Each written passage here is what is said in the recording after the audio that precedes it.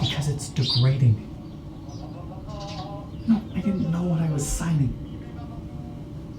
Yeah, it would have been smart to read the contract. Thank you, that helps a lot. Yeah, I have a copy of the contract. Wait, Larry? Like, why does Larry need to see it? He's not a lawyer. Being president of his SVU fan club does not constitute legal experience, Mom. I have to go. You know, we had 2 solid years doing the podcast. I liked it. It was just dumb enough to be fun. Plus, when Chester called me initially, my 3rd girlfriend in a row had just kicked me out of her apartment, so technically I was homeless. Not that I was desperate. He called me. And we sort of lost contact after high school, but he said he had a gig for me. It was easy hours, free room and board, fair pay. All I had to do was come over and sign some contract, and the gig was mine.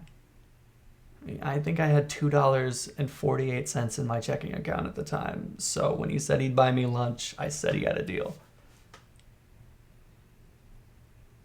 I really should have read that contract, though. The contract terms are crystal clear. It is not my fault that Brett chose not to peruse the fine print carefully. The performer Brett Winthrop, hereafter referred to as Brett Jerome Winthrop, will be contractually obligated to perform and record no fewer than 12 45-minute episodes per calendar year of said podcast. No year shall pass without a concerted effort to complete all 12 episodes made on the part of Brett Jerome Winthrop. If such a year passes, Brett Jerome Winthrop will owe the contract holder Chester B. Arnold, that's me, the amount of $833.33 per episode missed. Upon signing, Chester B. Arnold will provide Brett Jerome Winthrop with a rent-free, unfurnished room in his house in Stratland, Missouri for no less than 2 full calendar years, at which time Brett Jerome Winthrop may be evicted from the premises. His contractual obligation to the podcast will continue. There is no end date. Season 3.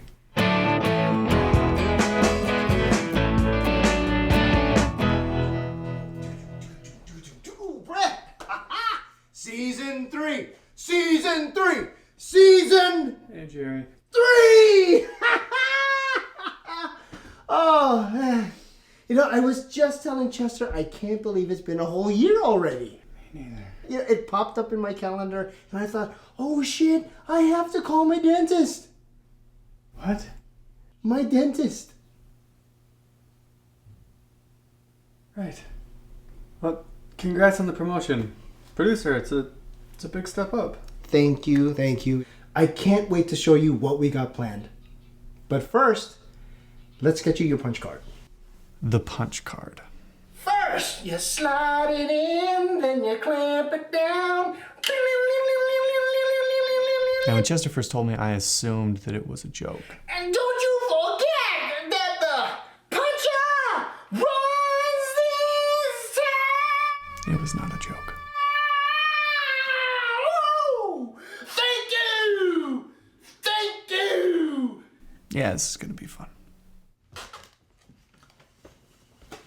Brett? Chester? What the hell is this? Think of it as a fun little incentive for showing up. Can we talk? Outside? Yeah? No, Jerry? Not you. Chester, what the hell is this? It's your punch card. A punch card? You're confused. A punch card is something that... I know what a punch card is, Chester. I understand the concept. I'm saying, why the hell do I have one? These are the conditions of the contract that you signed of your own volition. You didn't need a contract. I told you. I would come back for season 3. With conditions. You said you'd come back with conditions. Condition 1, raise the thermostat. Condition 2, include me in decisions about episode topics. I feel like after 2 years, I've earned that right. And condition 3, buy brand name snacks. 2 years of eating Clay's potato chips and Morio's cookie smushes, and I'm done. Where does it stop? Season 3, he wants Cheez-Its and Ruffles. By season 9, he'll want a parking spot for his personal masseuse and spa passes for his life coach. I want brand name, and I don't feel that I should have to compromise on that. I'm not backing down. I just wanted to be part of the process, okay? And you are, except now you're a part that has a punch card and a contractual obligation to show up each day. So nothing's changed. Everything has changed. Chester, this is extortion. Oh, don't be dramatic. That hasn't changed. You're just aware of it now. Oh, wonderful. Thank you for clarifying. I feel a lot better now. Look, if there's anything else you'd like to discuss, cool. If not, I will meet you in the recording booth, which, as always, is in the guest bedroom, in the closet, adjacent to the bed. Come on, Chester. Brett, if you have any other questions, please direct them to our producer, Jerry Jampers. Chester, don't do this. Don't walk away from me. Get back here. You know, Chester! everyone always forgets about the producer, but we're the eyes on the ground making things happen. When we're out of soda, who do they call? Jerry. Someone needs a 20? Jerry. When Brett and Chester fight, who steps in to save the show? Jerry. It's a miracle that they got along the first 2 seasons without me. What? Did you think podcasts just happen? That it's 2 guys sitting in a room with just a microphone? No.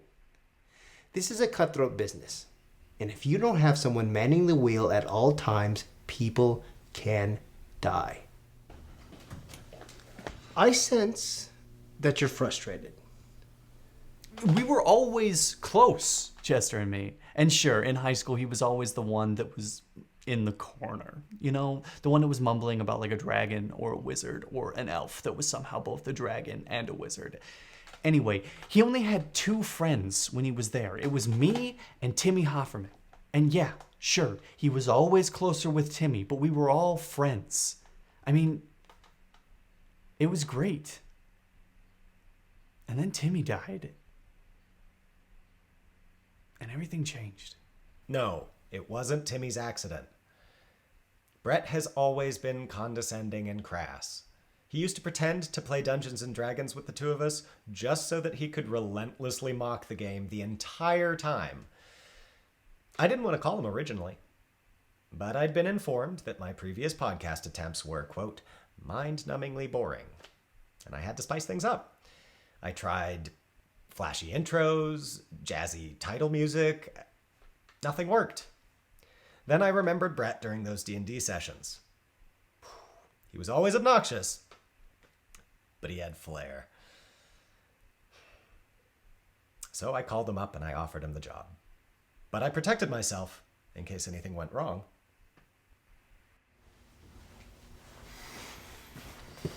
Hey, Jared. Looking forward to the new season, buddy? Jared, come on. I'm just saying, when we chatted last month, you seemed pretty excited, partner. Yeah, well, a lot's changed since then. True, but a lot's still the same. So let's see if we could turn this around. Make this feel like home again, buddy. Get you back on your feet, making those jokes, sharing those laughs. Son, What's happening? you don't have to hate this buckaroo. Why are you talking like this? Who's the ultimate fixer? Who comes in and saves the day time after time? Daddy. My stepdad got me back on my feet after both my first 2 divorces. So I'm just going to tell Brett exactly what my stepdad said to me. So do you want to be happy or do you want to be miserable? It's your choice, champ. Miserable.